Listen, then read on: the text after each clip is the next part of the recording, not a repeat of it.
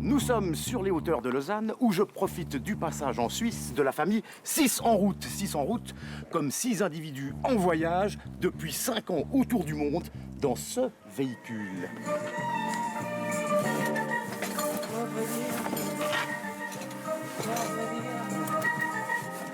Comment ça va? Bien, merci. Bonjour, salut Véro. Bonjour. Salut les enfants. Je m'assieds. Ah, ça c'est donc là. Ouh là là, là on est dans une phase très importante De ménage. Normalement, le ménage, ça se fait sur du Julio Iglesias. Ça, c'est un truc. Non, c'est pas vrai. Ah, c'est immuable. Ça se lave très vite, mais ça se salit très vite aussi. L'avantage, c'est qu'on allez, une petite heure, moins d'une heure. Tout à fait. C'est qui sort le chien?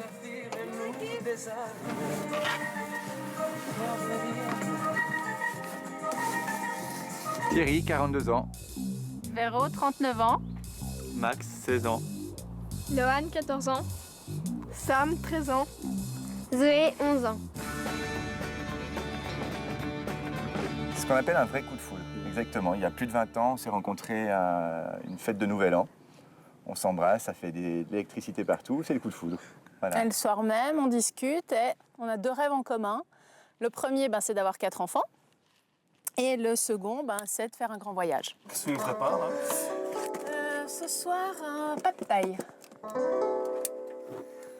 Vous aviez une belle maison dans le canton de Vaud. Une belle maison, oui, dans le Lavaux, au-dessus des vignes. Un beau quartier, voilà, très bien. Et Belle vue. Belle vue, c'est bien. et le jardin était parfait. Mais c'est Sam qui peut choisir. Ouais, Moi, ça je nous a choisis choisi. congé pour tout le monde.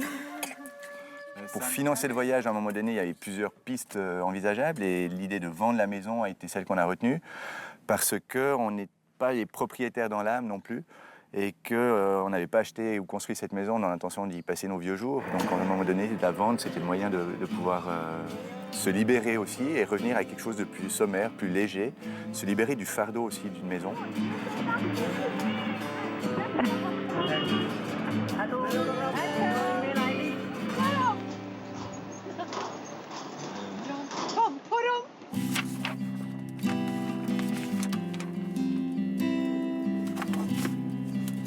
Tous les matins, on se lève à 7h, on commence l'école à 7h30 et puis on fait 4 heures d'école.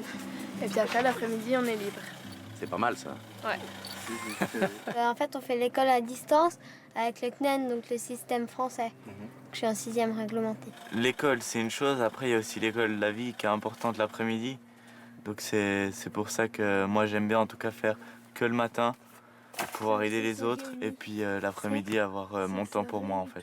Pendant le voyage, on a fait l'école nous-mêmes, donc on a élaboré notre programme à notre sauce, on a fait passer nous-mêmes les évaluations et là maintenant, depuis 1 année et demie, ils sont au CNED, donc le Centre national d'éducation à distance, ce qui permet de retrouver notre rôle de parents et de déléguer l'école de nouveau à des professeurs tout en gardant les avantages de l'école à distance.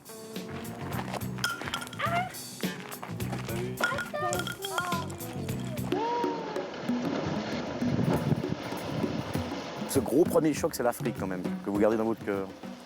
Plus qu'un choc, c'est un coup de cœur aussi. C'est un second coup de foudre, on va dire. C'est une rencontre avec des gens, avec des regards, et puis une terre.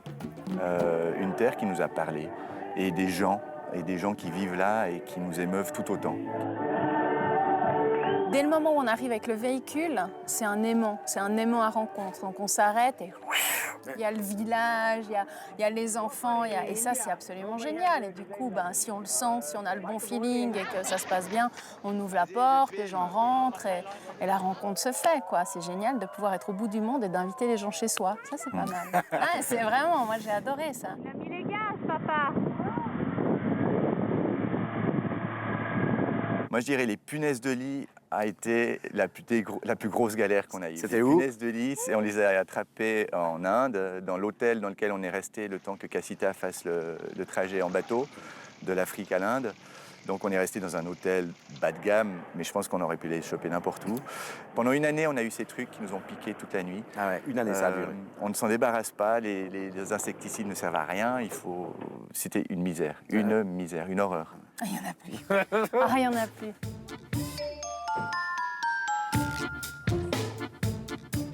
Vous vivez donc dans 10 mètres carrés, vous êtes 6. Est-ce que ça exacerbe les tensions ou pas? Ou pas. Ou pas. Ou pas. Non, je ne pense pas que ça exacerbe les tensions. Je pense par contre que ça précipite ou ça accélère la résolution ou la confrontation. C'est-à-dire qu'il n'y a pas 36 portes, il n'y en a qu'une et elle mène dehors.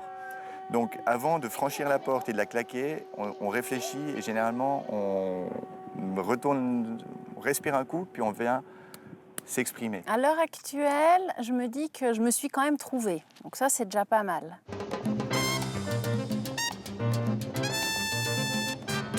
Je me sens comme un homme épanoui, libre et engagé. Je suis responsable de ma vie et j'en fais ce que j'ai envie de faire et j'assume mes choix. Je me sens effectivement inadaptée sur le côté ouvrir un agenda, prendre un rendez-vous, un horaire. Je peux plus. Ça me fait mal au ventre, ça. Il n'y a pas de fin prévue autre que, à un moment donné, le ras-le-bol éventuel qui pourrait survenir pour l'un ou l'autre d'entre nous. Quand ça surviendra ou si ça devait survenir, ben on en parlera, on verra ce qu'il en est. On n'en sait rien. On n'en sait rien.